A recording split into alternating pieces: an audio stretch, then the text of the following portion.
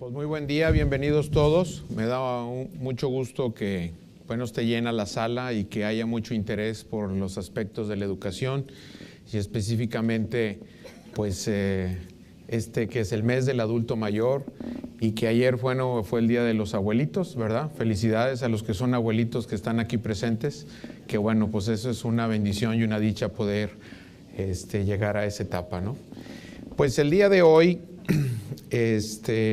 decidí que tocáramos este aspecto que es muy importante, pues no solo desde los adultos mayores, sino desde etapas tempranas.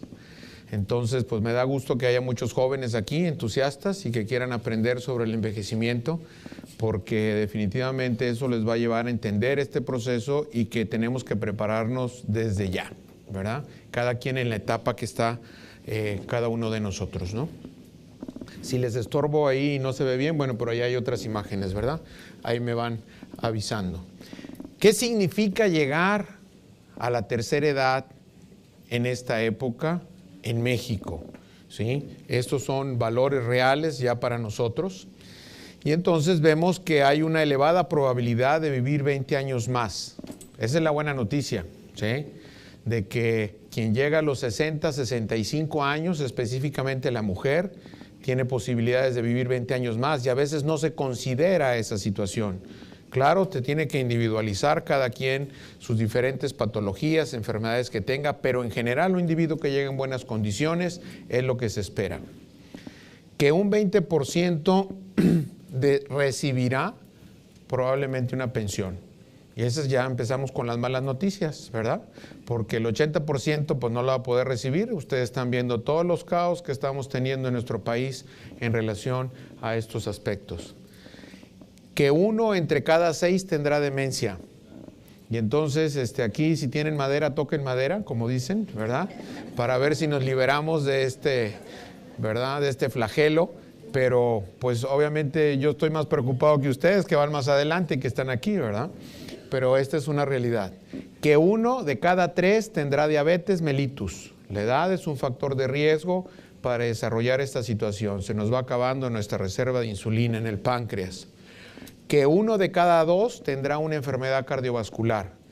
Y ahí estamos hablando de problemas de hipertensión, problemas de circulación, como cardiopatía isquémica. Es la principal causa de muerte, ¿verdad?, que tenemos en los adultos, es el corazón, ¿verdad?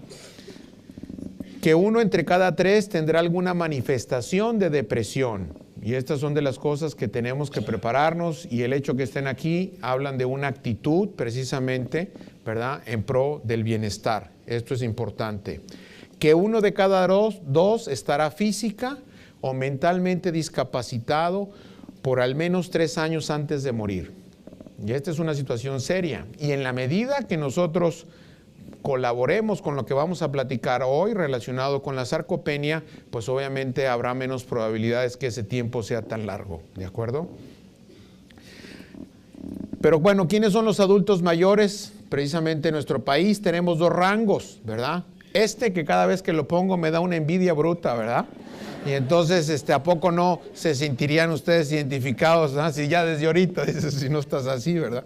Entonces, pues es un individuo arriba de 70 años, ¿verdad? Que se dedicó a hacer ejercicio y llegó en muy buenas condiciones, ¿verdad?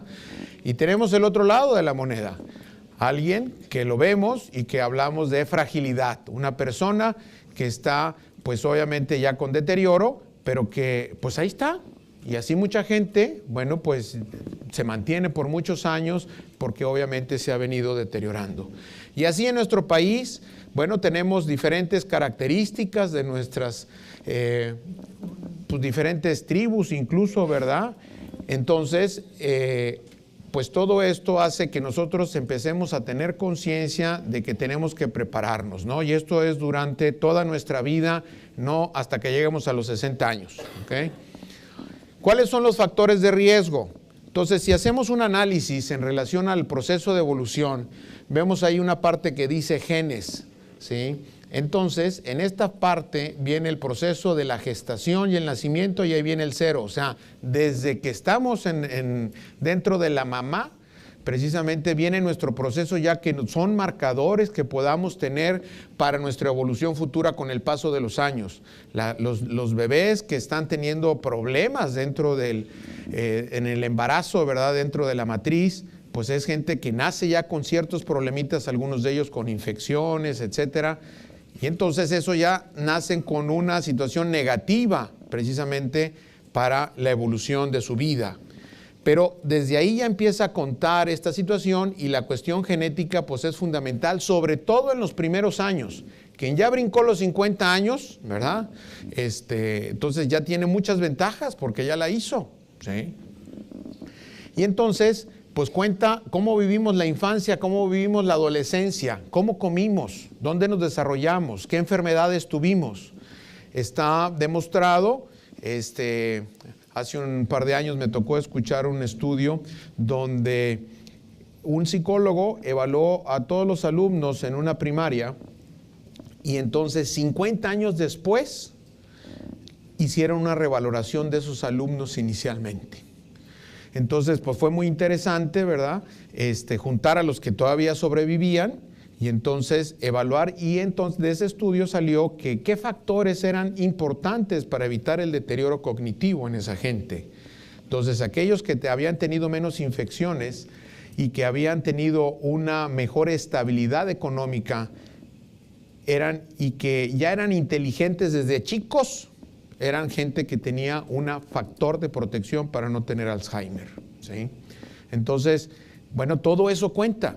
Entonces, en la medida como ustedes se desarrollen y luego los jóvenes en relación a que eviten el tabaquismo, que eviten las drogas, que estén haciendo ejercicio, son factores importantes obviamente para cuestiones futuras, ¿ok?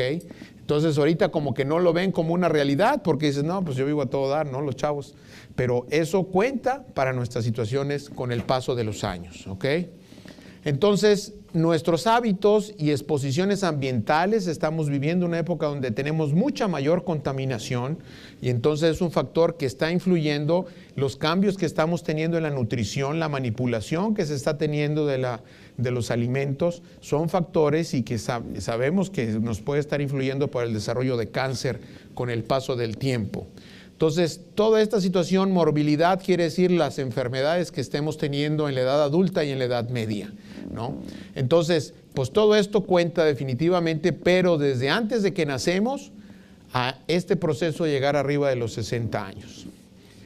¿Cuáles son los factores protectores que son importantes? La educación.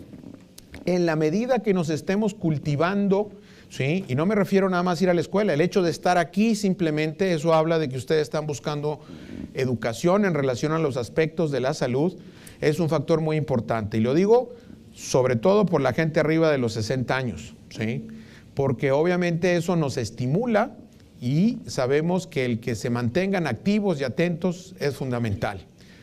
Este año, hace un mes, estuve en Boston, fue la reunión mundial del Alzheimer, y entonces uno de los artículos que hizo mayor ruido fue un estudio que se hizo en Francia, donde 500,000 gentes fueron evaluadas, y de ese 500,000 se concluyó que en la medida que atrasas tu jubilación, tienes mayor protección para evitar el Alzheimer, ¿ok? Entonces, el hecho que nos jubilemos y nos vayamos a la cama, ¿verdad? Y dejemos de trabajar, mal asunto, porque las neuronas empiezan a dejar de funcionar adecuadamente. Entonces, hay que buscar otro tipo de actividades, ¿verdad? En las cuales nos tengamos que desempeñar, ¿ok? Entonces, la educación es muy importante. Estilo de vida, ya veíamos un estilo de vida sana, ¿sí? Lo que comentábamos en cuanto a lo del ejercicio, la alimentación, tocaremos algunos aspectos en relación a esto. Una alimentación balanceada y obviamente la terapéutica en relación a padecimientos que tengamos control de la diabetes, de la hipertensión, de los problemas del riñón o del pulmón que tengamos, ¿verdad? En la medida que esté controlado, pues nos irá mejor en principio. Entonces tenemos un capital de salud física, psicológica y social, que estos serían los factores protectores precisamente para el desempeño de nuestra función en la vida, ¿ok? Entonces, vamos a hablar ahora de algo que es muy importante, que viene siendo la masa magra, que son los músculos, y que viene siendo la sarcopenia, ¿ok? Entonces, ¿qué es la masa magra? Pues es hablar de músculos, órganos y hueso, todo lo que no es grasa. 75% del peso corporal normal es músculo, el principal componente. ¿Okay? ¿Para qué nos sirve? Para la movilidad, para el balance, para la generación de energía. Es una fuente de proteínas y aminoácidos, y hay situaciones que son importantes que cuando entramos en una situación de estrés, si algo nos ayuda, si tenemos más masa magra, nos va mejor. ¿Okay? La masa muscular es casi la mitad de la masa corporal de todo el cuerpo. Es lo que da la capacidad para moverse al individuo. Nos ayuda a regular la glucosa, ¿sí? Y hay deterioro en la masa contráctil y sus propiedades en la medida que se van deteriorando. Y esto es parte de lo que revisaremos. En esta gráfica estamos viendo lo que es el músculo, lo que estudiamos en medicina. Y ustedes pueden ver la parte del centro que ahí precisamente viene siendo la unidad motora, y es cómo están nuestros músculos, y vemos cómo hay una actividad. Aparte del músculo viene lo que dice axón, y precisamente es la actividad eléctrica que se le manda al músculo para que se mueva, ¿de acuerdo? Y entonces, bueno, esta situación que está un poquito complicada para todos ustedes es lo que hace cómo se vea por dentro el músculo, ¿no? En forma, pues, microscópica. Estas unidades motoras que tenemos en los diferentes músculos son varias. Unas, las lentas, ¿verdad? Son fibras pequeñas, y estas son de la miosina tipo 1. Y esos nos ayudan a una contracción lenta. Hay energía lenta pero constante, y esto la utilizan más sobre todo los corredores de distancia. Y con la edad es lo que va prevaleciendo. Existen las unidades motoras rápidas, que son más fatigables, ¿sí? Más fuerza, más rápido. Son las miosinas tipo 2X. Hay mayor número de fibras y fibras más grandes. Esta es la que más utiliza Usain Bolt, ¿verdad? Ustedes saben que acaba de ganar los 100 metros, los 200 metros y el 4%, y ganó todas las medallas de oro en el Mundial de Atletismo. Bueno, pues estos son individuos que tienen más de este tipo de fibras. Actualmente al deportista que tiene capacidad le hacen una biopsia del músculo y ven cuánto tipo de fibras de estas tiene, y saben que va a ser un individuo que va a poder desarrollar estas cosas. No nada más es córrele, ¿verdad? A ver, vamos a hacer objetivos. Ya hay formas prácticas de valorar a alguien que va a ser determinante en este tipo de situaciones. Y entonces es una energía que viene a través del azúcar y nos sirve para levantar pesas y hacer esas carreras cortas, ¿verdad? Y luego tenemos unidades motoras rápidas resistentes a la fatiga, que la unidad intermedia son las miosinas tipo 2A, y que nos sirven para actividades intermedias como caminar y movernos. Y en este diagrama estamos viendo entonces las fibras que tiene el individuo joven, es el A, las fibras que se ven en el B, que viene siendo con el envejecimiento, el adulto mayor, y la C, el individuo que ya tiene sarcopenia, o sea que ha perdido masa muscular. Y entonces ustedes pueden ver que el individuo joven cómo tiene esas fibras de tipo 1, ¿verdad? Y las fibras de tipo 2, ya hay un equilibrio. Pero en el individuo que ya tiene edad, ven como las de tipo 1 están prevaleciendo, que son las lentas, y vean cómo disminuyeron ya las de tipo 2. Y estamos viendo también en punteado, ¿verdad? Cómo, aquí lo vemos, fibras que se han denervado, o sea que ya se han ido deteriorando, y otras que se deterioraron y empezaron a regenerarse, ¿sí? Entonces, la edad es un factor para que éstas se vayan perdiendo su comunicación. Y el individuo que tiene sarcopenia, pues vean cómo hay mucho menos fibras, ¿verdad?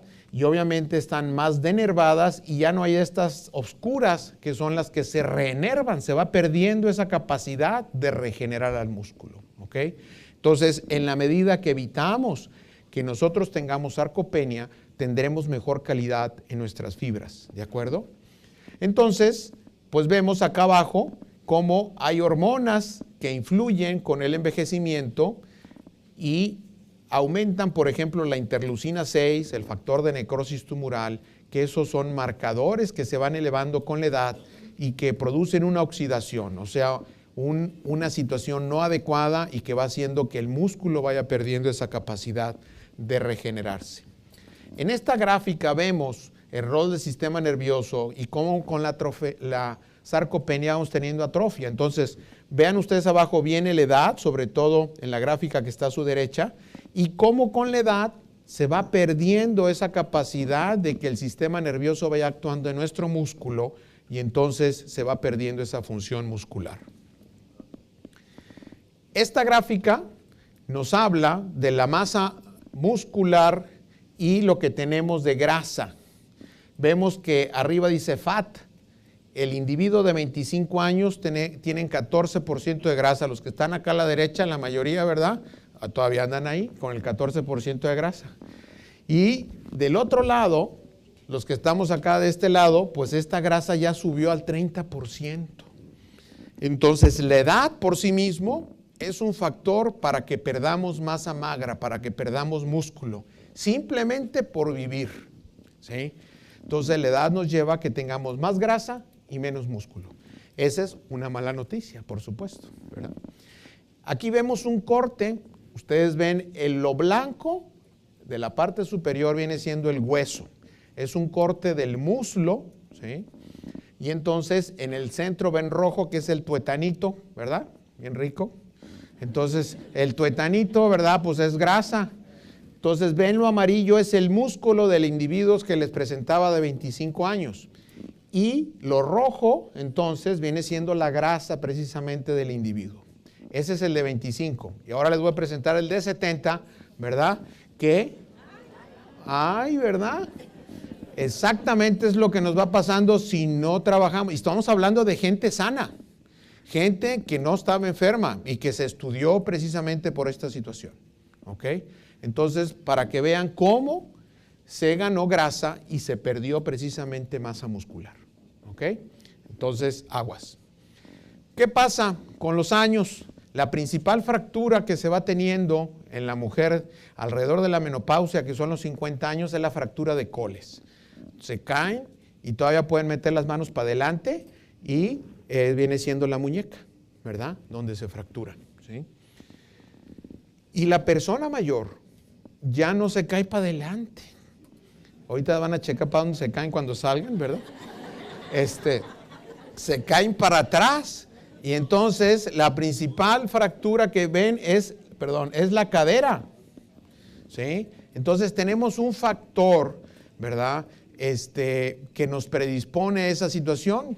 Y ustedes ven, en esta gráfica les presento lo que es el balanceo, ¿sí? Si ustedes los ponen parados, con los dos pies juntos, y luego cierran sus ojos, ¿verdad? No se echaron ninguna cheve ni nada, así, tranquilitos. Entonces, fíjense, de 1 a 6 años, el círculo que hacemos, ¿verdad? De 7 a 12, y luego de 19 a 24 es donde mejor estamos, ¿ok? Sin embargo, pasan los años, 25 a 30, y mayores de 76, ¿cómo estamos? Igual que como empezamos, de 1 a 6. Así es la vida. Subimos y regresamos a donde veníamos, ¿sí? Entonces, esta es la situación. ¿Por qué la edad? Entonces tenemos un menor centro de equilibrio y hay una situación de atracción hacia la parte de atrás y tendemos a caernos más y lastimarnos precisamente la cadera, ¿ok? Si trabajamos nuestra masa muscular, eso se puede controlar mejor, ¿ok? Cuando yo estudié geriatría, ya hace 20 años, fíjense, este año fui a un congreso internacional de Estados Unidos ahí y vi profesores que a ese congreso no había ido hacía tiempo, que fueron mis maestros. Y dije, qué viejitos se ven, dije, qué bárbaro. Así estás, papá. Así me decía yo. Pero bueno, esta foto es precisamente de hace 20 años. Trabajamos en un asilo allá, donde teníamos casi 800 abuelitos ahí, la mayoría judíos. Y entonces, en ese tiempo ya sabíamos que la actividad física era importante, la actividad aeróbica, el caminar, el trotar. Sin embargo, se empezó a demostrar con la doctora Fiatirone, precisamente que, fíjense cómo está levantando la pierna y atrás hay pesas, ¿sí? Y entonces, el trabajar contra una resistencia hacía que mejorase la masa muscular. Entonces, se demostró que el ejercicio aeróbico convenía, pero si tú lo apoyabas con trabajo de resistencia, eso te mejoraba la calidad de tu músculo, ¿verdad? Y entonces eso ha venido avanzando, ¿no? Vemos aquí los cambios del envejecimiento y ustedes están viendo la masa muscular, Se las voy a poner a color para que lo vean mejor. Y entonces ven en rojo precisamente lo que es el músculo y en blanco alrededor se ve la grasa, pero como el músculo está infiltrado también de grasa, ¿sí? Entonces es precisamente, y ustedes lo ven abajo, el individuo que tiene sarcopenia, cómo tiene mucho mayor infiltración de grasa. Y ahora cuando ustedes piden un corte así bien rico de arrachera y todo el asunto, en la medida que tiene grasa, es un corte que está más sabroso, ¿verdad? Y los angus y todo este tipo de cosas, ¿verdad? Pues hay una calidad para cuando compra uno ahí los cortes. Bueno, pues para nosotros no es la buena noticia, ¿verdad? Obviamente que con la edad vamos teniendo esta situación. Entonces hay una infiltración del componente graso que nos lleva a una denervación y desequilibrio precisamente con la estructura muscular.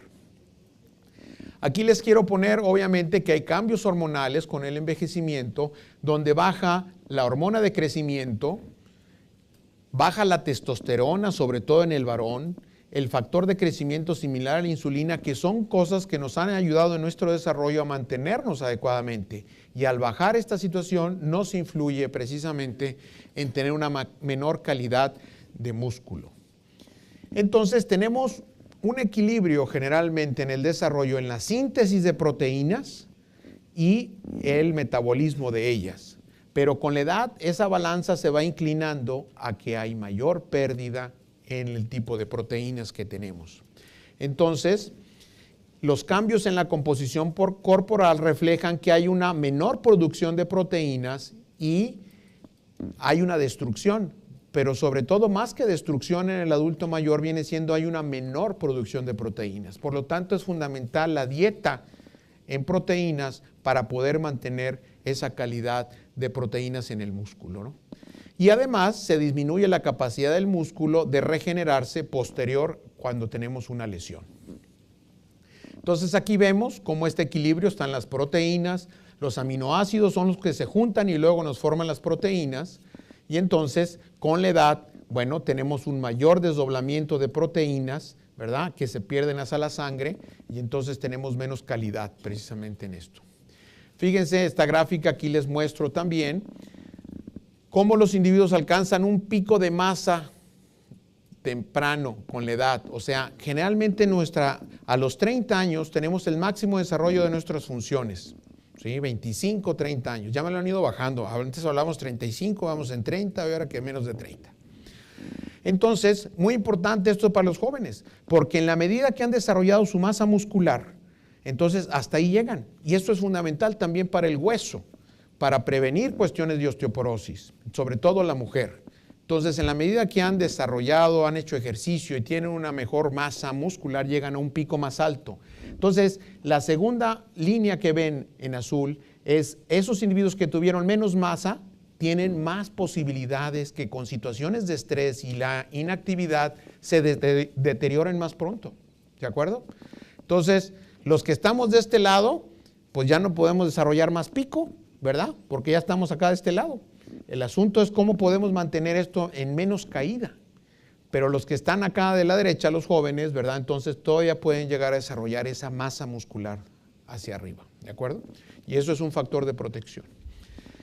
La pérdida progresiva de masa muscular, eso es muy interesante, esta diapositiva. Ustedes pueden ver de los 0 a los 25 años cómo está nuestro músculo ahí, pero a partir de los 40 años tenemos una pérdida, ¿sí? Del 8% entre los 40 y los 70 años de nuestra masa muscular, simplemente por edad, ¿ok? Y quien tiene la fortuna de brincar a los 70, ¿verdad? Porque no todos llegan, ¿verdad? Se aumenta del 8 al 15%. Entonces, esto es fundamental porque, obviamente, si perdemos masa, hay pérdida de fuerza y energía, hay pérdida de la independencia, el que podamos valernos por sí mismos, el que no estemos en una silla de ruedas. Esto nos lleva a tener mayor sensibilidad a enfermedades, que tengamos una recuperación más lenta, una cicatrización más lenta, hay mayor riesgo de caídas y fracturas y obviamente nos incrementa la mortalidad. Entonces, para que vean qué importante es esto. Entonces aquí vemos, quien tiene una pérdida del 10% de la masa muscular, Entonces, las complicaciones, ¿qué es? Que baje nuestro sistema de defensa y por lo tanto aumento el riesgo de infecciones. Y eso nos lleva a un 10% de mortalidad comparativamente contra quien no lo tiene. Si es el 20%, baja la cicatrización, aumenta la debilidad muscular, más infecciones, la mortalidad aumenta hasta el 30%. Y si nos vamos al final, pérdida de la masa muscular del 40%, está la muerte y generalmente por neumonía y la mortalidad es del 100%. Entonces, dependiendo cómo lleguemos a un hospital con una complicación infecciosa, pues de acuerdo a nuestro sistema de defensa, cómo lo tengamos por nuestra masa muscular, va a depender la sobrevida o no que tengamos. ¿Ok? Entonces, pues hay que trabajarle. El término sarcopenia surge precisamente por el doctor Rosenberg y quiere decir pérdida de carne, sarx y penia, ¿verdad? Pérdida de la masa muscular. Y entonces ya veíamos que es por procesos celulares que se van deteriorando y esto nos lleva a disminuir la fuerza, la movilidad, la fatigabilidad, trastornos metabólicos, etc. Y entonces estamos teniendo ahorita un debate en relación a cómo definir sarcopenia, porque por definición, así como se los puse, es simplemente pérdida de masa muscular. Y entonces pues está como muy sencillo. Pero ahora lo que están diciendo es que no solo se pierde masa muscular. Dicen síndrome caracterizado por pérdida progresiva y generalizada de la masa, esa sería la masa muscular, pero viene también y la fuerza muscular, con riesgos adversos como la discapacidad, pobre calidad de vida y muerte. Y vemos que para medirla hablamos de baja masa muscular, baja fuerza muscular y pobre desempeño físico.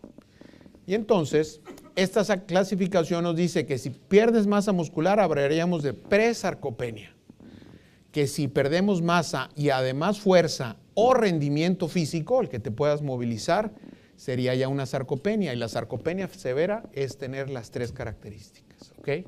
Entonces, muchos médicos no lo saben, ¿eh? Esta es una situación reciente que se está dando esta situación de debate. Y entonces así hablamos que tenemos sarcopenia simplemente por el envejecer, la primaria y la secundaria, cuando va relacionado, por ejemplo, a baja de actividad. Si te la pasas en la cama, con vida sedentaria, vamos teniendo un desacondicionamiento y vamos perdiendo masa. Si va relacionado con una enfermedad, ¿verdad? Si tienes sobre todo un cáncer, pues obviamente te lleva a un mayor consumo de músculo. Y podemos tener una dieta inadecuada, malabsorción, enfermedades digestivas, anorexia por medicamentos, pues es una sarcopenia por nutrición, ¿no? Entonces, hay diferentes causas que nos pueden llevar a esto. ¿Cómo la medimos? Nomás para que se enteren. Bueno, quien se ha hecho aquí densitometría, saben que es una cosa que se llama DEXA, ¿verdad? Y eso nos mide el hueso. Pues ahora se está trabajando para no solo medir huesos, sino que se mida cuánto tenemos de músculo y cuánto tenemos de grasa. Y eso ya nos da una precisión de la masa muscular. Y lo otro viene siendo la bioimpedanciometría. Se conectan unos cables y en forma indirecta nos dice cuánto tienes de agua y cuánto tienes de músculo. Y entonces es una forma también, las nutriólogas lo utilizan mucho estos sistemas ahorita para medir con mayor precisión cuánto tenemos de músculo. ¿Ok? Entonces, con eso medimos masa muscular. También se puede usar el TAC, la resonancia magnética. Sin embargo, son cosas mucho más costosas. Y la fuerza muscular la podemos medir a través de la fuerza de prensión. Y entonces aquí vemos a la abuelita y donde está utilizando precisamente un instrumento. Todos los geriatras tenemos este instrumento, así como tenemos el baumanómetro y el esteto, pues ya le agregamos algo, ¿verdad? Entonces con eso medimos fuerza y nos va sirviendo para con el paso del tiempo ir viendo si esto ha mejorado o no, ¿verdad? Y entonces el rendimiento físico lo hacemos a través de unas pruebas de caminar. La más sencilla se llama levántate y anda. Entonces le pedimos a la persona que se siente en una silla, ¿sí?, que se levante sin apoyarse, camine 3 metros, regrese 3 metros y contamos que sean menos de 20 segundos. Esa se llama levántate y anda o grab and go. Y es una prueba sencilla para decir, aquel que lo hizo en 20 segundos o más es un individuo que tiene mayor riesgo de caerse, de que se vaya a fracturar y que obviamente tiene una debilidad muscular evidente y que le va a batallar para subir las escaleras, etcétera, ¿no? Entonces el asunto es mantenernos lo mejor posible en esa situación. Estos son parámetros clínicos que utilizamos para esta situación. ¿De acuerdo? Muy bien. Bueno, pues esto nada más hacerles ver que cuando tenemos una situación de estrés, se aumentan enzimas que producen inflamación, hay un estado de catabolismo y entonces eso nos lleva a un mayor deterioro de la función muscular. Esta interleucina 6 es un factor de inflamación que con la edad, les decía, se va produciendo más y nos va llevando a que pues, se deteriore más nuestro músculo, ¿no? Y los brotes de inflamación continuo y severo alimentan esta destrucción. Entonces, en la medida que tengamos infecciones o procesos inflamatorios, pues no nos ayuda. ¿Qué pasa cuando estamos en el hospital? Y ustedes pueden ver cuánto estamos inactivos, pues casi el 100%, 95%. Nos la pasamos en la cama. A veces porque te operaron, no te puedes levantar y a veces aunque te pudieras levantar, te sientes tan mal que no lo puedes hacer. Y solamente, bueno, pues esta baja actividad, hablamos de menos 15 pasos, ¿verdad?, por minuto, ¿sí? Eso es lo que cuando está la gente hospitalizada. Y el que se puede levantar al baño lo hace y el que no, no. Y esto precisamente nos lleva a que se produzca menos proteína, ¿sí?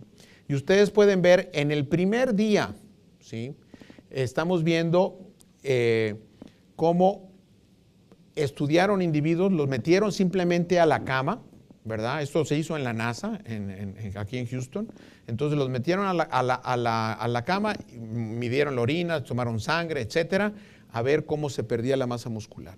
Y entonces, entre el primer día, ¿sí?, y el 10º día, se perdió el 30% de esa parte.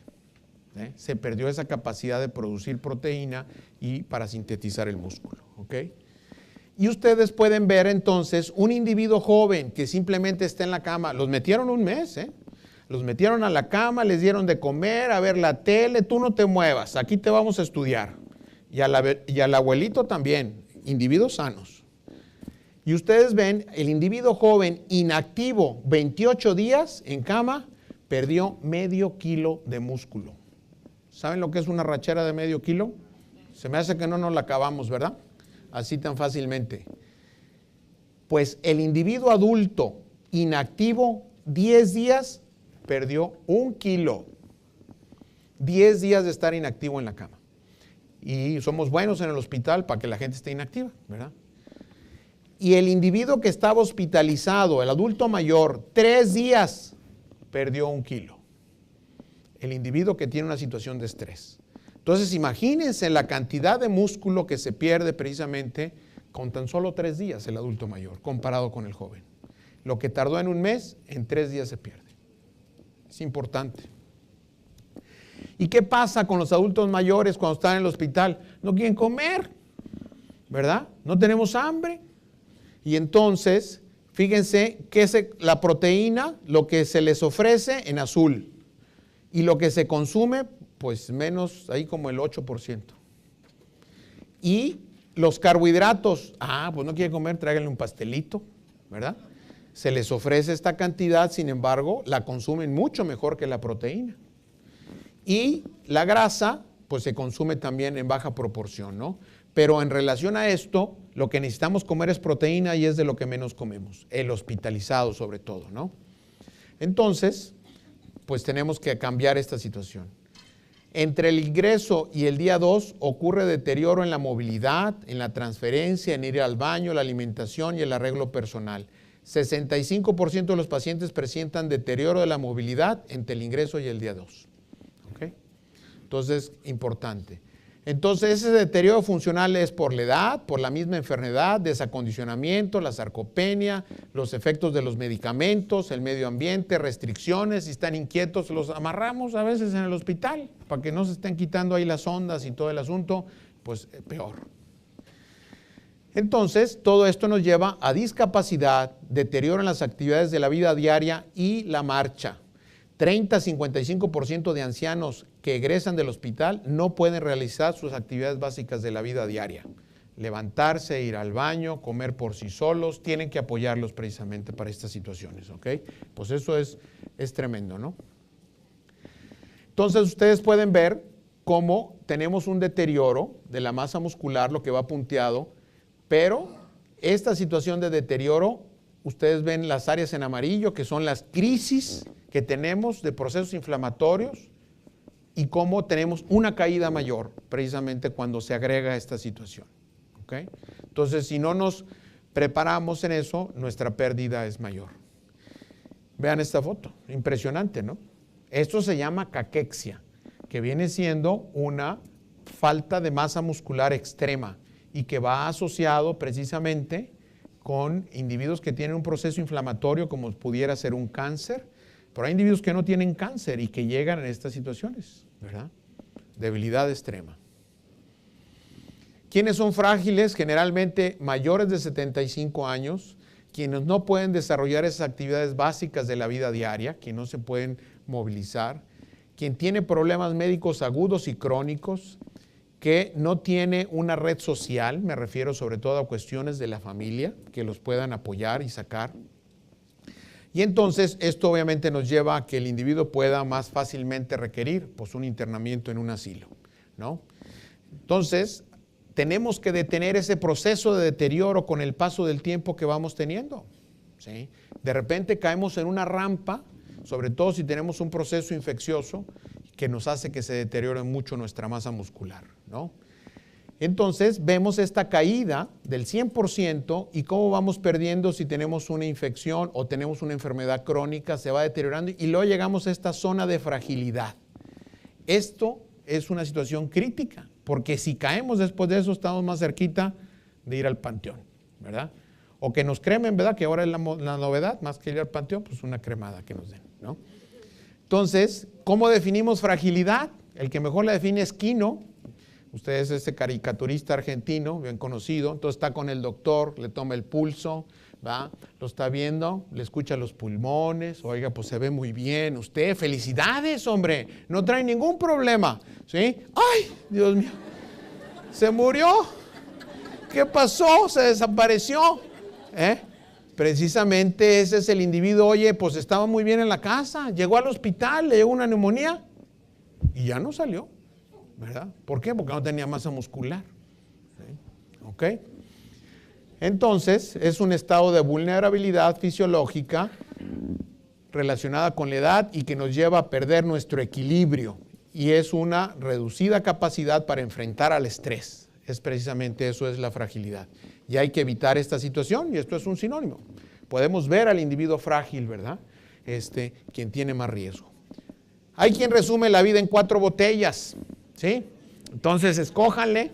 Los que estamos de este lado, bueno, ya pasamos por el biberón, la coca, estamos con la cheve, pero viene la del suerito, hombre. No, hombre.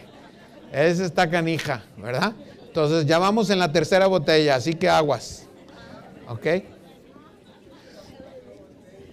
Bueno, les quiero comentar algo que ha surgido y que es importante en esta situación y es la vitamina D. Esta se encuentra en algunos alimentos como es el aceite de hígado de bacalao, los pescados grasos, en la leche, en los cereales. Está disponible como suplemento alimenticio y nosotros la solemos producir a través de los rayos solares que nos dan. Se produce una síntesis, se actúa a nivel del riñón y entonces pues generamos vitamina D, ¿ok? Sin embargo, con el paso del tiempo, esa vitamina D vamos perdiendo esa capacidad de producirla con la edad. Y entonces también, ¿por qué? Porque ya no nos asoleamos. Mujeres mayores con osteoporosis en Latinoamérica y Centroamérica tienen deficiencia de vitamina D, ¿ok? Entonces, pues ahí estamos anotados. Esto es un examen que no solemos pedir de rutina, pero bueno, ya lo estamos empezando a hacer, quienes nos interesan estas cosas, y vemos que los valores son de 30 nanogramos o más. Este es un estudio que lo envían a veces a Estados Unidos, anda alrededor de los $1,000 el costo de la prueba nada más. Y entonces, los niveles inadecuados es menor de 30, ¿ok? Y entonces tenemos que tenerlo arriba de 30. Fíjense, este es un estudio que se hizo aquí en México. Ven en rojo Ciudad Obregón, el DF en verde, León está en azul y en rosado está el Monterrey. Y vean los individuos entre 21 y 25, ahí es donde está la mayoría de los regios, ¿sí? O de las regias, porque eran sobre todo mujeres. y entre 26 y 30 hay mucho menos, pero estamos sobre todo entre 16 y 25. O sea, hay una tendencia en mujeres en la menopausia que están por abajo de estos niveles, que es una época fundamental precisamente para el desarrollo de osteoporosis. ¿Qué ha habido con esto, con los suplementos de vitamina D y calcio? Este es un estudio, 122 mujeres entre 63 y 99 años, y entonces se les dio a unas calcio nada más y a otras calcio con vitamina D. El estudio duró 12 semanas, ¿sí? Se les midió la vitamina D y la mayoría tenían 12 nanogramos al inicio, el promedio. O sea, estaban muy abajo, menos de la mitad. Entonces, aquellas que se les dio calcio y vitamina D, el que ven en roja, disminuyó las caídas el 49%. En esas 12 semanas se demostró que mejoró precisamente la calidad del músculo y el poderse movilizar. Entonces, este es otro estudio, 4.100 adultos entre 60 y 90 años, prueba de velocidad de caminar de 2 metros, ¿verdad? Que tenían, y entonces se vio como aquellos individuos que tenían los niveles arriba de 24, sobre todo 30, cómo mejoraron su velocidad precisamente de marcha al tener los niveles normales. ¿Okay? Entonces, la vitamina D tiene menos riesgo de que tengamos fracturas de cadera y vértebras, menor riesgo de caídas, fuerza muscular la mejora y los bajos niveles están asociados con debilidad muscular, ¿no? Entonces, pues es uno de los suplementos que es importante que tengamos. ¿Qué ha salido en relación a vitamina D que puede prevenir el cáncer? 3.000 estudios, ¿verdad? 275 epidemiológicos hablan que si tenemos valores adecuados y altos de vitamina D podemos prevenir menor cáncer de colon, de mama, de ovario, riñones, de páncreas, hasta de próstata y otros. O sea, esto nos ayuda en nuestro sistema inmune, ¿sí? Este es un estudio que va relacionado con esta situación y que si tenemos niveles pues cerca de 100, pues, pero estos son nanomolas, no estamos hablando de miligramos, ¿verdad? Entonces sería el equivalente a 75, ¿no? Que si andamos arriba de 30 nos va a ayudar. Puede mejorar la respuesta para la diabetes, para tener menos hipertensión e insuficiencia cardíaca. Y entonces, pues es importante. Esta señora tomaba vitamina D, como ustedes se dan cuenta, ¿verdad? Y entonces, pues quien no sabe patinar, no le recomiendo que se suba a la patineta, ¿verdad? Obviamente, quien sí sabe, bueno, pues lo puede hacer, ¿no? Pero bueno, esto nos habla de calidad. Entonces, ¿qué es importante para esto de la masa muscular? Ejercicio. Y aquí estamos hablando, eso se llama trabajo negativo, donde aquí la abuelita precisamente está trabajando contra una resistencia y precisamente está haciendo que trabajen sus muslos contra una fuerza, precisamente para mejorar la masa muscular. En este estudio se demostró que aquellos, ¿verdad?, que estaban haciendo trabajo negativo con puntos oscuros, se vio cómo empezaron muy suave y luego fueron subiendo la fuerza y mejoraron comparativamente con las barras, que son los que no hicieron ejercicio más que caminar, ¿verdad? Cómo mejoraron la calidad de su músculo, ¿ok? Entonces, fíjense cómo de joven, ¿verdad? Este hombre hizo y decía, I'll be back. Y luego con los años dice, oh my back, ¿verdad? Oh, me duele mi espalda, ¿ok? Entonces, pues esa masa muscular se pierde y vamos ganando grasa, simplemente. Ahí está uno de los ejemplos fundamentales. ¿Qué pasa ahora? Bueno, que ahora se están utilizando ciertas cosas para bloquear esa situación y mejorar la masa muscular. Se bloquean algunas enzimas, entonces ven el ganado cómo se está hipertrofiando el músculo precisamente pues para que ganar más, ¿verdad? En esa situación. Este niño tiene una deficiencia precisamente de la miostatina y entonces los papás lo llevan al gimnasio y todo el asunto y vean cómo está marcado precisamente. Es importante la cantidad de masa muscular que tiene y es un individuo que va a estar hipertrofiado en su cuestión de masa muscular, ya trae una deficiencia genética en esa situación, ¿ok? Entonces, bueno, pues estos son defectos que hay. ¿Qué concluimos? Que bueno, la sarcopenia se presenta con la edad, nos hace vulnerables y con riesgo a infecciones, que nos puede dar enfermedades que se acelera este proceso y que nos puede llevar al hospital, obviamente a un medio hostil. Y esto obviamente nos puede llevar a la muerte y obviamente a la pérdida de nuestras funciones. ¿qué es importante? La cuestión de la nutrición aparte del ejercicio, ¿no? Esto es clave. ¿Cuáles son las intervenciones nutricionales? Ingesta inadecuada de nutrientes se ha relacionado con mayor fragilidad, que incluye la sarcopenia, ¿no? Entonces, si tenemos un peso inadecuado o un índice de masa bajo, pues lo mismo, pérdida de la autonomía, fracturas de cadera, mortalidad, ir al hospital, mal pronóstico. En el adulto mayor se sintetiza menos proteína que el joven, ya lo veíamos, se recupera más lentamente la pérdida de la proteína y los requerimientos clásicos son de 0.8 gramos de proteína por kilo, que probablemente no son suficientes para los adultos mayores y hay que consumir más proteína. Y esta es una de las modificaciones que se está haciendo y que debemos andar alrededor de 1.2. 40% de los mayores de 70 años consumen menos de lo recomendado, principalmente proteína baja en valor biológico. 50% de los pacientes no consumen todo lo que se les da en el hospital y solo 6 a 8% se les ofrece el suplemento. Han oído por ahí el Ensure y estas cosas, ¿verdad? Entonces son los suplementos que la persona que está en el hospital, pues es más sencillo de consumir, un alto valor calórico y proteico, ¿sí? Entonces, ¿cómo nos dan la proteína? Pues en carbohidratos, ¿verdad? Como no quiso comer pescadito ni pollito, entonces le damos dulcecito, ¿verdad? Y entonces, mal asunto. Y si tiene azúcar, pues peor.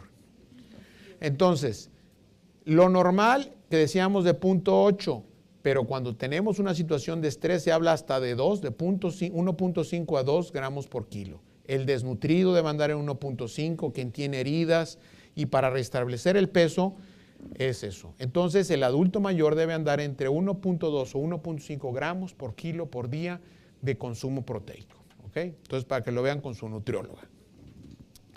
Entonces tenemos que valorar nuestro estado nutricional, la fuerza muscular y ver cómo está nuestra funcionalidad, ¿no?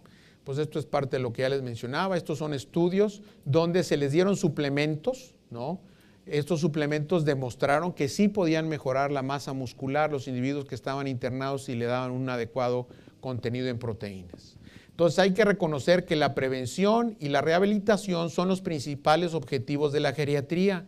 Entender la necesidad de una evaluación y abordaje de las diferentes áreas del adulto mayor para prevenir problemas, ¿no? ¿Qué pasa con el individuo que llega? Anciano funcional, estaba muy bien, tiene una enfermedad aguda, se hospitaliza, llega a un medio hostil, obviamente hay un deterioro físico, se deprime y obviamente hacemos que con el paso de los días, cuando sale del hospital, empiece a ser más dependiente con los demás, ¿no? Entonces, ¿qué es lo adecuado? Que cuando llegue al hospital, esté deprimido, que haya una intervención del área de geriatría precisamente para valorar todas estas situaciones y hacer un programa para que se acelere el alta, prevención de la iatrogenia y evitar el deterioro funcional que pueda tener esta persona, ¿no? Entonces, parte de las cosas. ¿Qué es lo que valoramos? Bueno, el estado funcional, el estado nutricional, evitar la depresión, el estado de confusión, ver toda la polifarmacia, que no tengan incontinencia, el deterioro sensorial, ¿verdad? Los meten a terapia intensiva, no hay luz, no se sabe si es de día, si es de noche, se pierde la relación con el entorno que tenemos, ¿verdad? Entonces, tenemos que mejorar esa precisión diagnóstica, es la función de nosotros como geriatras, optimizar el tratamiento médico, mejorar los desenlaces médicos para mejorar la calidad de vida, ¿sí? Ver cuándo va a estar mejor en la casa, con la familia, cuál es el apoyo que requerirá después de salir y obviamente organizar los cuidados a largo plazo y ser ese enlace con los especialistas para tener, pues no estén brinque en las diferentes especialidades, sino que haya una comunicación adecuada, ¿no?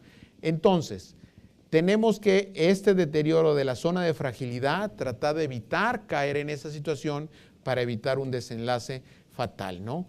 Entonces, si intervenimos ahí, podemos prolongar la vida. Si intervenimos en esa área, podemos mejorar capacidad funcional, obviamente, ya un deterioro.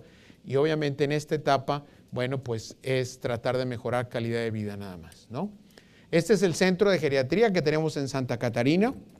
Es un centro de estimulación ahí para problemas cognitivos. Ahí hay un área de consulta. Ahí cuesta 50 pesos la consulta. Esto es parte de la fundación.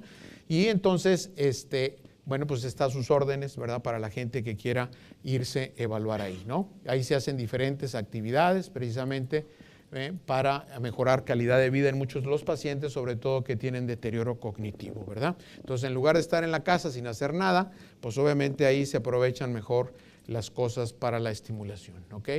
Recordarles, día 21 de septiembre es el Día Mundial del Alzheimer, vamos a tener un evento en el Auditorio Luis Elizondo, no va a tener costo, esto es un sábado, va a ser de las 9 a la 1 de la tarde.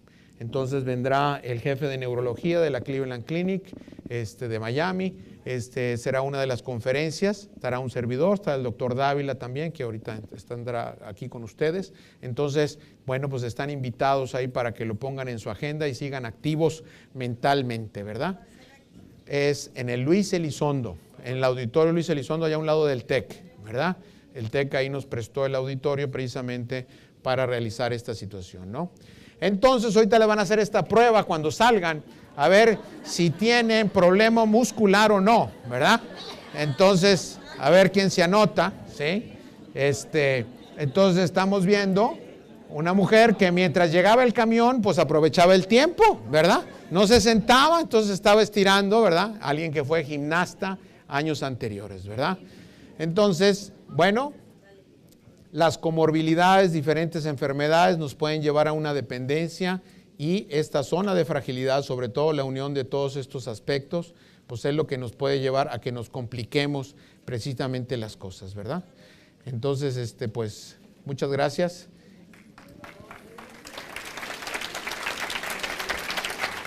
Bueno, pues muchísimas gracias por la invitación. Fíjense que hace algunos días precisamente fui a un curso de capacitación en depresión y paradójicamente ya ven que ahora mientras está uno esperando pues pone en el Facebook que está en el aeropuerto o que va para un lado y yo ponía paradójicamente voy contento a un curso de depresión, ¿no? Bueno, lo que vamos a aprovechar el día de hoy, ¿sí? Es por supuesto conocer de la patología, de conocer de depresión, pero vamos a aprovechar para dos cosas, ¿sí? Una, para que todos los chicos y chicas de enfermería aprendan a diagnosticar la depresión o al menos aprendan a hacer el tamizaje con todos sus pacientes, sobre todo con los adultos mayores. Y dos, a todas las personas que están aquí, a lo largo de la plática les vamos a dar una consulta, ¿verdad? Por si alguien tiene alguna inquietud sobre su estado de ánimo o si tiene alguna inquietud sobre el estado de ánimo de alguno de los familiares. Entonces, como todos están anotando, les voy a pedir a lo largo de la plática que vayan anotando la respuesta a 15 preguntas que les voy a ir haciendo, ¿sí? Ustedes en una columna van a anotar las verdes y en otra columna los rojos, ¿ok? Entonces son preguntas muy sencillas, ¿sí? Y ustedes solitos, sin decirle a nadie, sin decirnos a nosotros, lo van a ir anotando. La primera pregunta, y ustedes solos respóndanse, es si están satisfechos con su vida, ¿sí? Sí, verde, no, rojo. Y empezamos. Muy bien, hoy vamos a hablar de este tema pues que está hoy en boga, porque es una de las grandes síndromes geriátricos por los cuales pues nos consultan a nosotros los médicos y especialmente a nosotros los geriatras, pero, ¿sí? Aquí el problema viene cuando los pacientes no consultan o cuando las personas se la pasan dudando si tienen el diagnóstico o no. Entonces, a lo largo de nuestra plática vamos a definir el concepto de depresión. Vamos a recordar algunas de las causas de depresión, hay muchísimas causas, ¿sí? Vamos a identificar la sintomatología principal y vamos a conocer algunos de los criterios diagnósticos que utilizamos los médicos y los estudiantes de enfermería pues van a aprender a identificar a aquellos pacientes que tienen depresión. De pronto vemos a alguien triste y decimos, no, pues este está deprimido. Fíjense que antes de empezar la plática les voy a comentar de una paciente que en algún momento tuve y pues me decía que estaba deprimida, que lloraba, etcétera, etcétera. Y entonces, pues bueno, le empezamos a dar tratamiento. Esta paciente pues no mejoraba del todo. ¿Saben cuándo mejoró? Cuando fue su marido al consultorio y me dijo la causa de la depresión. En ese tiempo la señora estaba muy mortificada porque los Tigres iban a ir a la segunda división. Entonces, pues bueno, Habrá cosas que nos dan risa aquí y habrá otras más serias y un par de casos clínicos que iremos viendo a lo largo de la plática, ¿no? Les voy a platicar de esta paciente que en algún momento nos llegó. Es una mujer de 67 años de edad que la enviaron con nosotros porque pensaban que tenía Alzheimer. Ya saben que los geriatras pues andamos también haciendo diagnóstico de Alzheimer. Hipertensa, diabética, que requería medicamentos para dormir como las benzodiazepinas, el famoso diazepam, tafil, entre otros. Y es una paciente que iba dormida, prácticamente dormida a la consulta con incapacidad para sostener la posición erguida. Iba en su silla de ruedas, ¿sí? Tumbada, babeaba, incluso uno la veía y pues decía, bueno, esta señora pues tiene Alzheimer, ¿no? Dependiente para todas las actividades básicas de la vida diaria y era traída por alguno de sus hermanos a la consulta. La segunda pregunta, ¿ha abandonado muchos de sus intereses o actividades? Ustedes solitos respondan sí o no, verde o rojo, ¿ok? Muy bien. Fíjense que, ¿por qué hablamos de la depresión hoy en día? Porque hay mucha depresión. En México, ¿sí? Alrededor del 5.5% de la población es mayor de 65 años. Si tomamos en cuenta que la edad geriátrica en nuestro país empieza a partir de los 60 años, podemos hablar que el 10% de la población pues tiene arriba de 60 años. Entonces, alrededor de 9 o 10 millones de personas en nuestro país tienen alrededor de 60 años o más. Y esta cifra pues ya saben que se va a ir duplicando. ¿Y por qué se va a ir duplicando? Porque cada vez tenemos menos hijos, ¿verdad?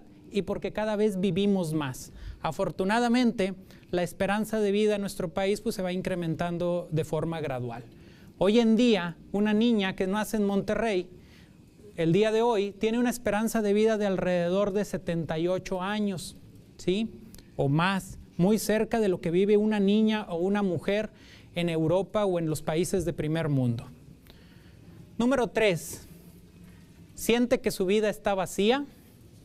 Sí, rojo. Póngale ahí una palomita. No, verde. ¿Ok?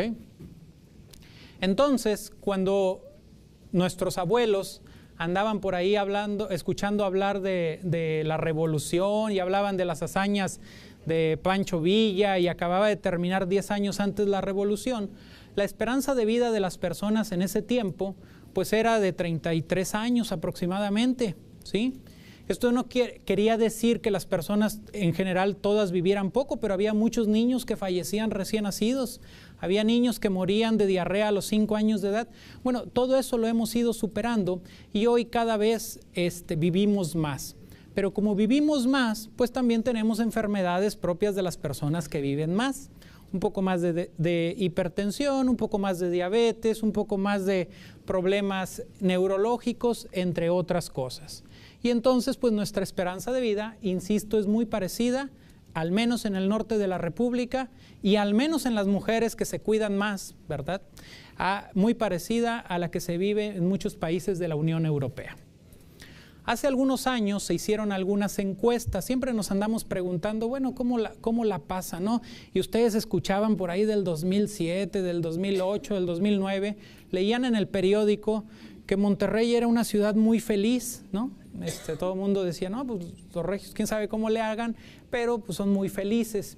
Y entonces alguien se puso a hacer algunas investigaciones y se dio cuenta realmente cómo estábamos en América Latina en cuanto a la situación de depresión. Se identificó hace algunos años que en las capitales, por ejemplo en Santiago de Chile, había muchísima más depresión que en la capital de Jamaica, ¿sí? Donde pues la gente era muy feliz, yo no sé por qué, a lo mejor se la pasaban muy bien, no trabajaban, iban a la playa, no sé qué era lo que pasaba, ¿no?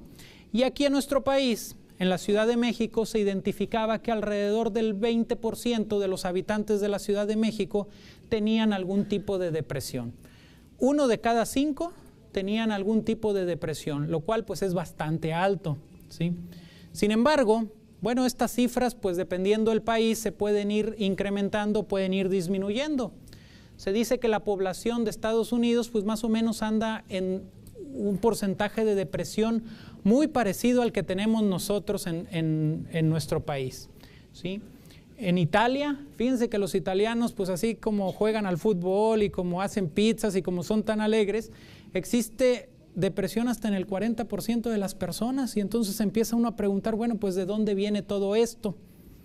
Hace algunos años, cuando yo era residente, hicimos un estudio en el Hospital Metropolitano, ¿sí? con pacientes, hay que reconocer que es con pacientes que tenían algún problema, e identificamos que casi el 70% de las personas que acudían a consulta tenían algún signo de depresión. Entonces esto nos hace estar atentos, y los geriatras pues la buscamos intencionalmente, porque una depresión atendida a tiempo cambia la perspectiva y cambia el panorama de cada una de las personas, incluyendo su calidad de vida.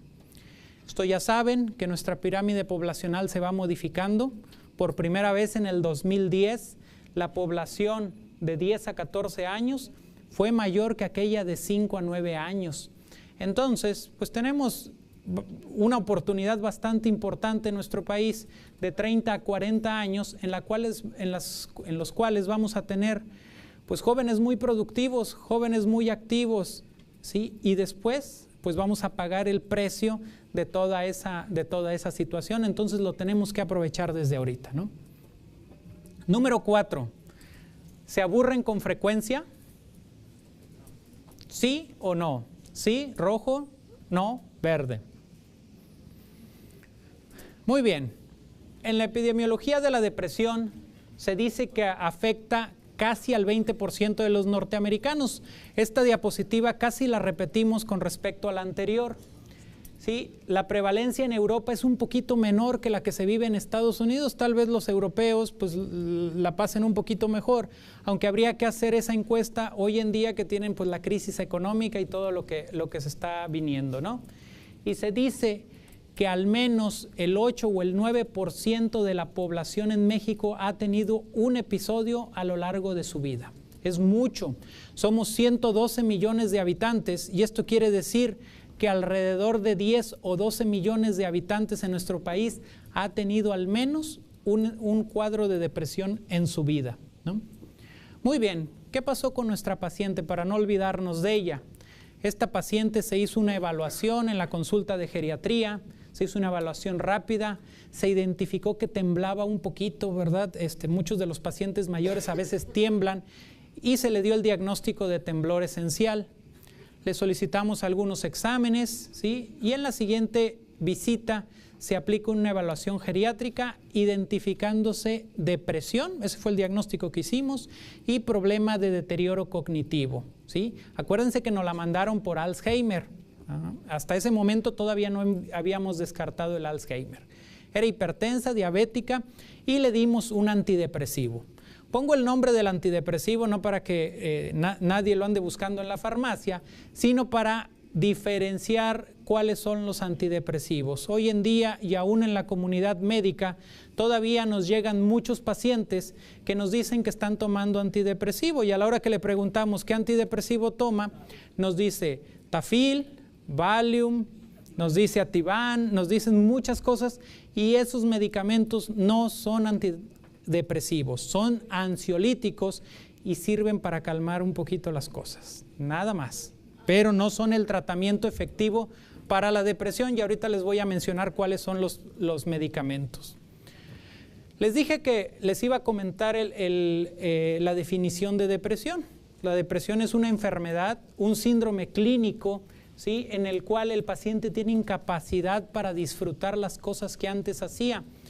Si le gustaban las canciones de Vicente Fernández y aparte se echaba sus tequilas o sus cervezas, y ahora las pone, pero como que no les hace caso, como que pues ahí están, y a ver quién se toma el tequila, y a ver quién se toma la cerveza. Bueno, no está disfrutando lo que antes hacía, ¿sí?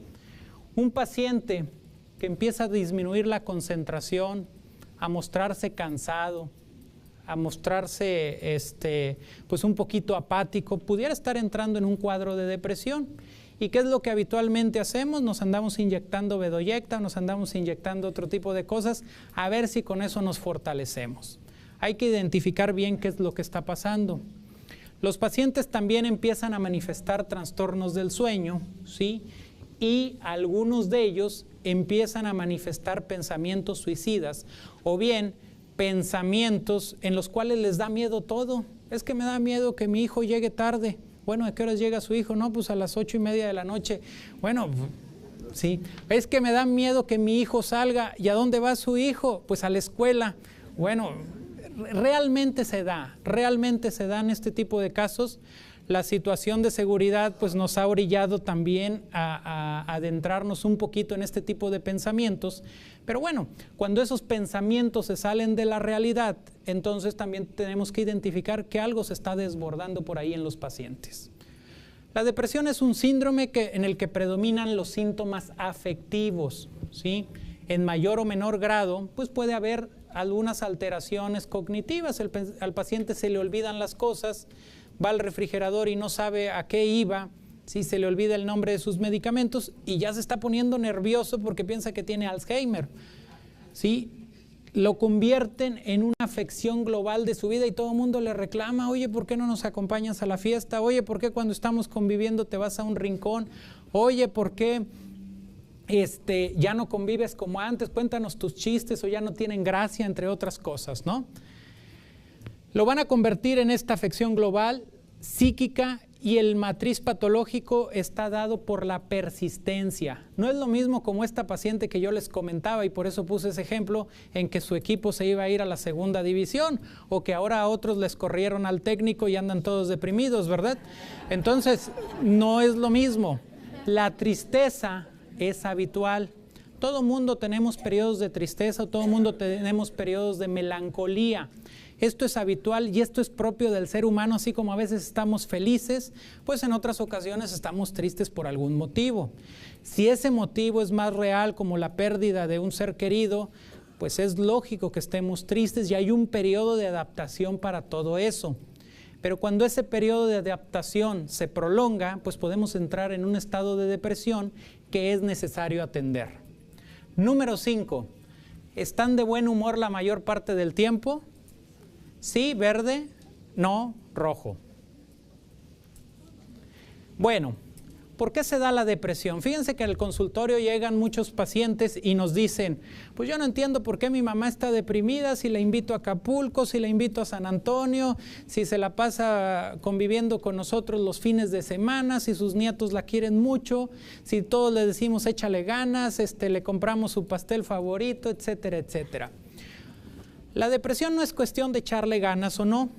La depresión es cuestión de que hay unas pequeñas sustancias en nuestro cerebro, tan pequeñas, que luego tardamos mucho en identificarlas, que se llaman neurotransmisores. Y estos neurotransmisores disminuyen su cantidad en nuestro cerebro y entre otras cosas lo que provocan son estados de depresión. Estos neurotransmisores, se los pongo nada más ahí los nombres de los 3 principales, son la noradrenalina, serotonina y dopamina.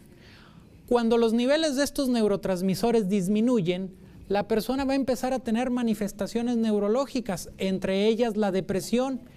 Y aun cuando le digamos échale ganas, aun cuando le digamos te llevo de compras a McAllen, aun cuando le digamos que su equipo quedó campeón en el fútbol, pues el paciente o la persona no va a salir de su estado de depresión porque estos 3 responsables, ¿sí? Noradrenalina, serotonina y dopamina, están disminuidos. Entonces, ¿qué es lo que tenemos que hacer? Pues levantar los niveles de estos neurotransmisores. ¿Cómo se da la transmisión? Fíjense aquí, las neuronas son como unas arañas que se comunican de unas a otras. Para que yo pueda levantar mi mano, se tienen que comunicar las neuronas. Para que yo pueda hablar, las neuronas se tienen que comunicar. Para que yo pueda pensar positivo o negativo, las neuronas se tienen que comunicar entre sí y volvemos a lo mismo. Los responsables generalmente son 3 neurotransmisores que les acabo de poner en la pantalla. Número 6. ¿Tienen miedo de que algo malo les vaya a suceder? Sí, rojo, no, verde. ¿Qué pasó con nuestra paciente en su tercera consulta? Todavía seguía con algo de insomnio. Logra comer ya por sí misma. Fíjense que aún en silla de ruedas, aunque ha logrado caminar pasos cortos. Se suspende el medicamento que se le dio originalmente y se le da otro antidepresivo que además nos va a ayudar a que esta paciente duerma, que es lo que ahora le estaba haciendo falta, ¿sí? Si se fijan, era una paciente tumbada, caída en su silla de ruedas y que poco a poco se va despertando y que poco a poco va mejorando sus condiciones. Y entonces llegamos a identificar las características de una depresión: tristeza, sentimientos de inutilidad, ¿sí? Lentitud en el movimiento, anedonia. La anedonia es esto que les decía, que dejan de disfrutar lo que antes disfrutaban. Fatiga, puede ser tan grave como presentar intentos suicidas, ¿sí? Yo tenía una paciente internada que tenía un cuadro de depresión secundaria. Tenía un cuadro de depresión porque tenía una alteración pequeñita en su cerebro. Y esta paciente todos los días que llegaba a visitarla me decía: me voy a suicidar, hoy me voy a suicidar. Le dije: ¿cómo? Y pues todo el mundo se ponía alerta. Dije: pues si se va a suicidar, que no se suicide en el hospital, ¿no? Levantábamos barandales y no la dejen salir y todo. Hasta que un día le digo: ¿cómo se va a suicidar? Me voy a aventar de la cama. Dije: no, pues ya cuando identificamos qué tenía, se le dio su tratamiento y bueno, la persona mejoró bastante, ¿no? El ánimo deprimido.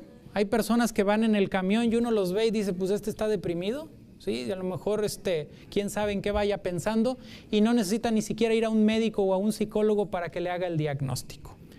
Pero además, con la depresión vienen los síntomas de la ansiedad, palpitaciones, y como la persona está deprimida, ya está pensando qué le estará pasando en su corazón: me va a dar un infarto, me voy a morir, etc. Dificultades para respirar, dolor torácico, miedo o preocupación excesiva se empiezan a presentar de una forma bastante frecuente. Y además viene el problema de que en las personas mayores nos tardamos más en identificar los síntomas, porque los que están a su alrededor o ellos mismos dicen: bueno, pues si ya cumplí 95 años, pues yo creo que ya así es como debo de estar. No, y hay que tener mucho cuidado, porque podemos dar un tratamiento adecuado y mejorar la calidad de vida de las personas en esta etapa. Número 7. ¿Se sienten contentos la mayor parte del tiempo? Sí, verde. No, rojo. Hace algún tiempo, en Estados Unidos y en algunos otros países, y específicamente este estudio que se hizo en Inglaterra, nos decía quiénes eran las personas que tenían más riesgo de tener depresión. Nos decían que eran las mujeres, ¿sí? En primer lugar. Nos decían que eran aquellos que habían estudiado poco, ¿verdad? Claro que el nivel de escolaridad en los países europeos es muy alto. Nos decían que eran aquellos pacientes con bajos ingresos, aquellos que estaban solos, que no tenían un compañero, una compañera, hijos, ¿verdad? Aquellos que habían perdido a su esposo o esposa. A veces nos dicen los pacientes: pues es que me siento triste. Y los hijos le dicen: pero si nada más se la pasaba peleando con él o con ella. Dice: pues para eso también me hace falta, ¿no? La compañía. Aquellos pacientes que están en asilos, aquellos pacientes que tienen alguna discapacidad, son personas que tienen mayor riesgo de tener algún grado de depresión en algún momento de su vida. Entonces, en resumen, mujeres mayores de 70 años con dificultades o con una escolaridad baja, ¿sí?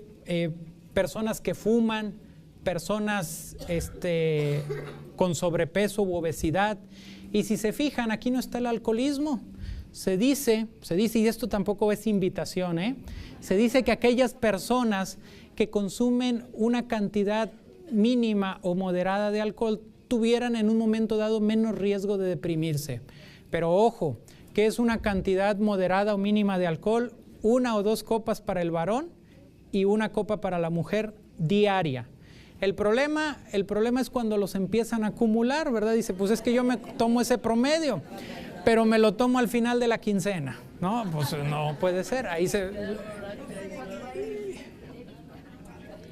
Entonces, las personas, bueno, ya comenté esto de los bebedores, y bueno, se han hecho un sinnúmero de cuestionarios que ustedes pueden consultar en internet para saber si tienen algún síntoma de depresión o no, pero a lo largo de esta plática, pues ya llevan casi la mitad del cuestionario y ahorita lo vamos a acabar, ¿no? Número 8, ¿se siente frecuentemente desamparado? sí, rojo, no, verde. ¿Okay?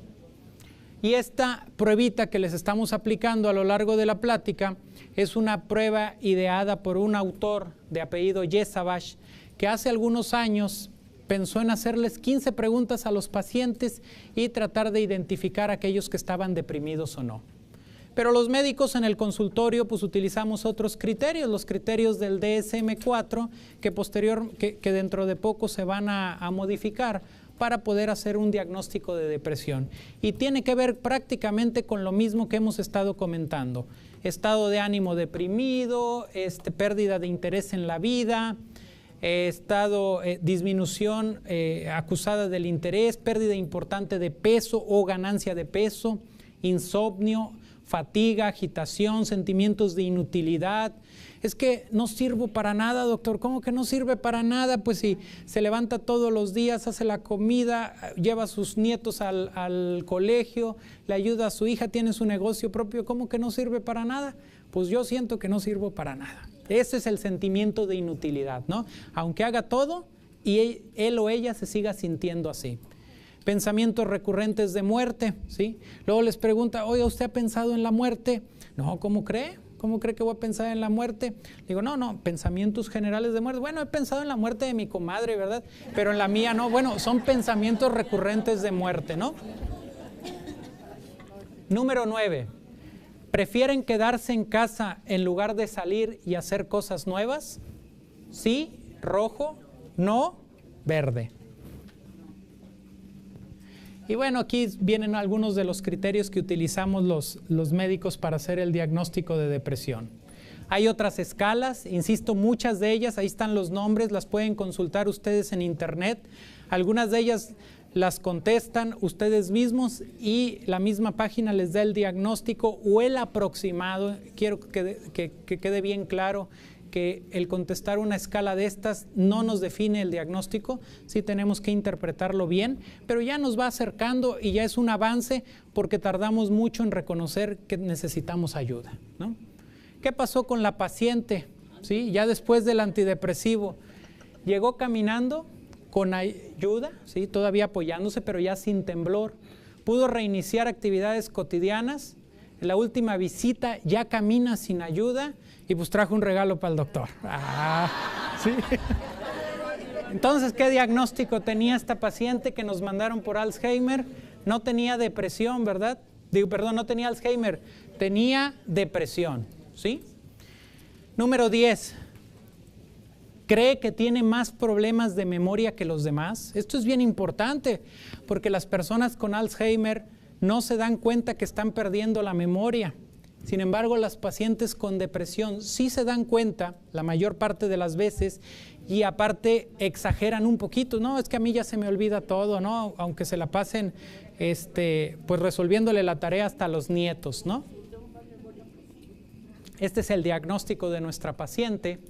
Y bueno, no todo es depresión, ¿verdad? No, tampoco hay que echarle la culpa a todo, hay que hacer una evaluación completa. Hay algunos estados de ánimo deprimidos porque el paciente tiene problemas de tiroides, porque tiene abuso de sustancias, abuso de alcohol, porque tiene Parkinson y va empezando con él, porque tuvo una embolia, porque tuvo algún trastorno mental o porque hay situaciones que no ha resuelto, duelos no complicados. Hablando de duelos no complicados, este es el último caso que les voy a platicar.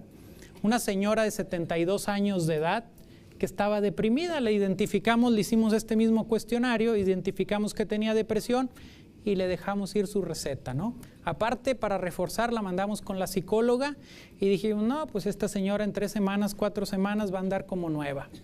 Pues nada, 3 meses, 4 meses, 6 meses y la señora seguía igual o peor y entonces nos llamaba la atención. Hasta que un día abre la señora sus sentimientos y nos dice, ¿sabe por qué estoy deprimida? Le digo, pues hace 6 meses estoy intentando averiguarlo, ¿no? ¿Verdad?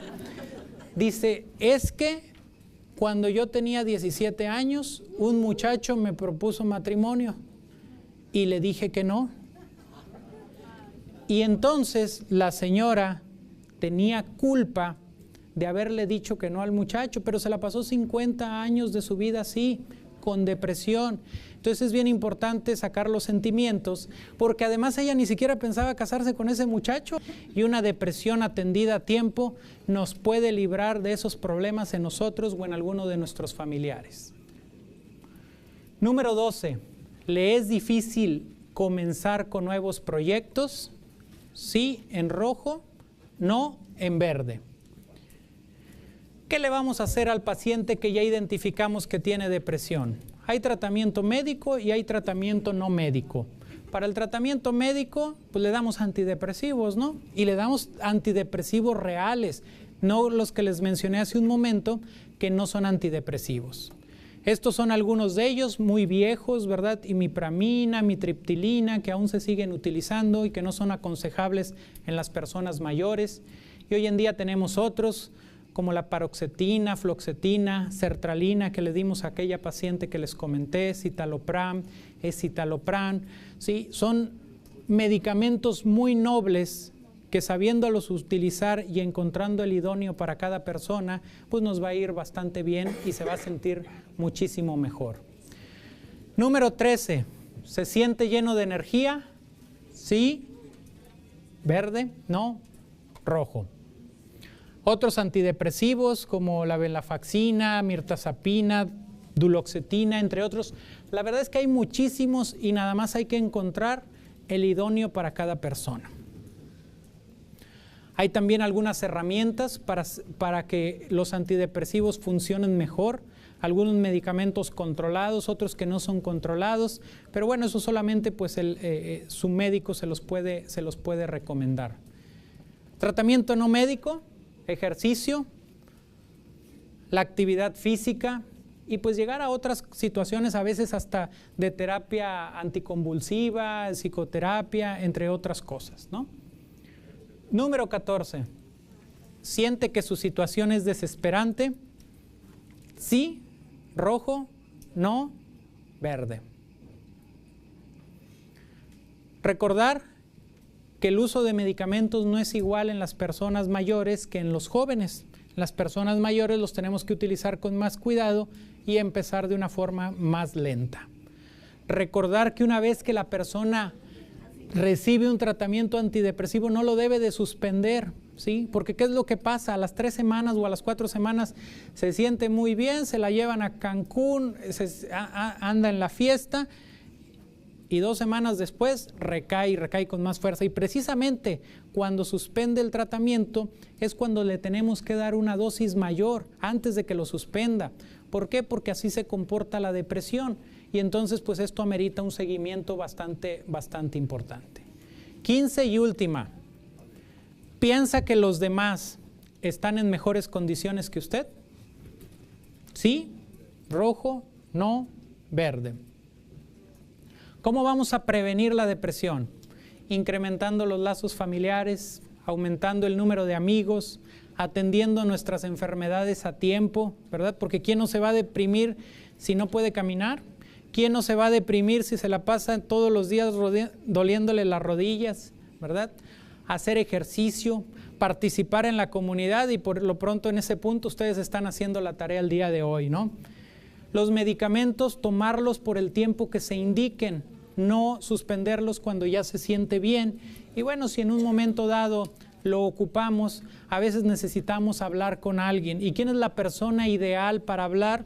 Puede ser el sacerdote, puede ser un amigo, puede ser un maestro, puede ser un psicólogo, ¿verdad? De pronto creemos que al ir con el psicólogo es porque estamos locos. Pues no, a veces mejor descargamos un poquito de nuestros sentimientos con alguien profesional que nos pueda estar escuchando.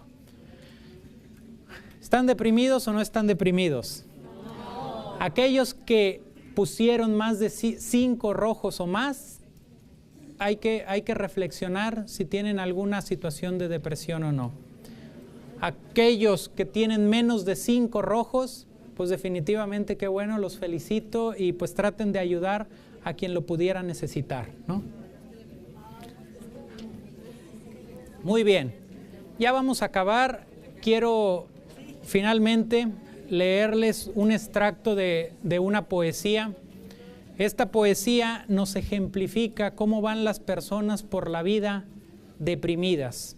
A veces no nos damos cuenta, a veces no volteamos a ver a quien está al lado para saber si realmente está deprimido, pero yo creo que esto nos va a hacer reflexionar y nos va a decir cómo realmente se siente una persona con depresión. Una vez, ante un médico famoso, llegóse un hombre de mirar sombrío.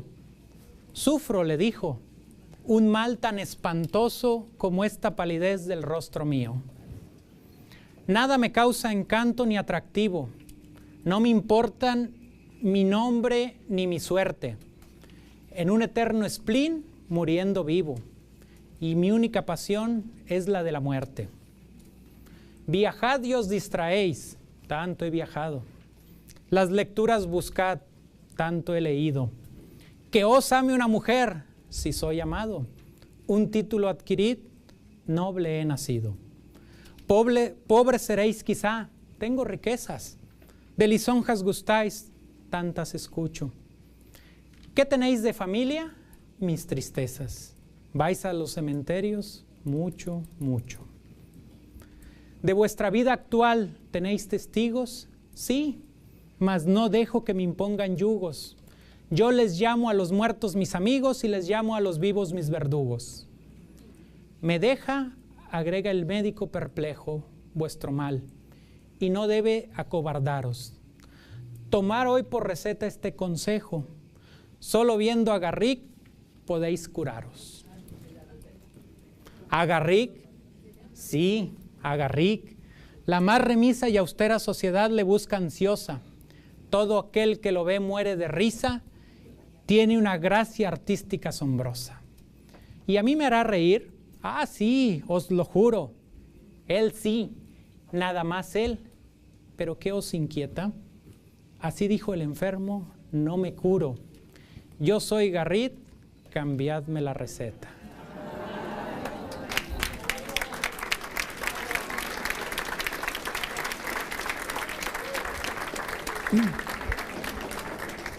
Y como les digo que no todo es depresión, pues aquí vienen los consejos para fortalecer su felicidad.